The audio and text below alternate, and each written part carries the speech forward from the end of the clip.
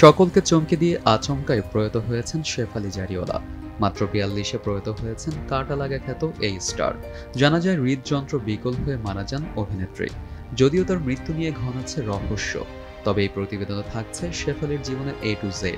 কথা হবে তার ক্যারিয়ার, সম্পর্ক ও সম্পত্তি নিয়ে। সালটা ২০০২। প্রথমবার ভারতীয় দর্শক চিনেছিল শেফালি জারিওয়ালাকে। ১৯৭২ সালের সিনেমা সমাধির সুপারহিট গান ছিল কাঁটা লাগা। ৩০ বছর পর এই গানের রিমিক্স করেন ডিজে ডল।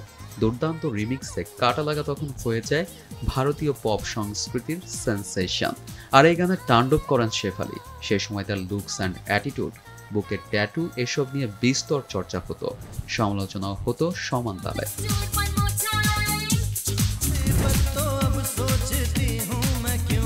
অবশ্য কাঁটা লাগার পর আর পেছন ফিরে তাকাতে হয়নি শেফালিকে। কিন্তু তুমুল জনপ্রিয়তা থাকা সত্ত্বেও হঠাৎই অন্তরালে চলে যান শেফালি। সলমান খান, প্রিয়াঙ্কা চোপড়া, অক্ষয় কুমারের সুপার হিট সিনেমা মুঝসে শাদি করোগেতে ক্যামিও করেছিলেন অভিনেত্রী। এছাড়া ২০১৯ সালে শেফালি ছিলেন বিগ বস ১৩ এর ঘরে। একটি ওয়েব সিরিজে শ্রেয়াস তালপারের বিপরীতেও অভিনয় করেছিলেন তিনি। কিন্তু পর্দার খ্যাতির আড়ালে হারিয়ে যায় শেফালির পড়াশোনার দিকটা। গুজরাতের প্রসিদ্ধ প্রতিষ্ঠান সর্দার প্যাটেল ইঞ্জিনিয়ারিং কলেজ থেকে তথ্য প্রযুক্তিতে স্নাতক ডিগ্রি অর্জন করেছিলেন। সৌন্দর্য এবং মস্তিষ্কের মেলবন্ধনের সত্যিকারের উদাহরণ ছিলেন অভিনেত্রী। ব্যক্তিজীবনে দুবার বিয়ে করেছেন শেফালি। ২০০৪ সালে মিউজিশিয়ান হারমিত সিংকে বিয়ে করেন।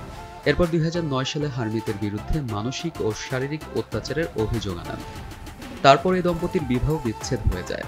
এরপর শেফালির জীবনে আসেন পরাগ ত্যাগী।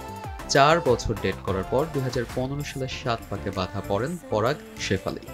বিগত ১০ বছর একসঙ্গেই ছিলেন তারা। বলিউডের জাঁকজমক এবং গ্ল্যামারের মধ্যেও শেফালি কিন্তু ছিলেন দুরন্ত ফিট। সুস্থ থাকতে নিয়মিত শরীর চর্চা করতেন। যদিও শেফালি গোপনে মৃগী রোগের সঙ্গে লড়াই করেছেন, আর এ কারণে চাপ এবং দুশ্চিন্তা তাকে গ্রাস করে নিয়েছিল। তবে নিয়মিত ব্যায়াম করে শরীর ঠিক রেখেছিলেন শেফালি। সম্প্রতি বেশ কিছু মিডিয়ার রিপোর্ট বলছে শেফালি প্রায় $১০ লক্ষ অর্থাৎ ভারতীয় মুদ্রায় প্রায় ৭.৫ কোটি রুপির মালিক ছিলেন। তবে নিশ্চিতভাবে শেফালির মোট সম্পত্তির পরিমাণের বিষয়ে এখনো কোনো তথ্য পাওয়া যায়নি।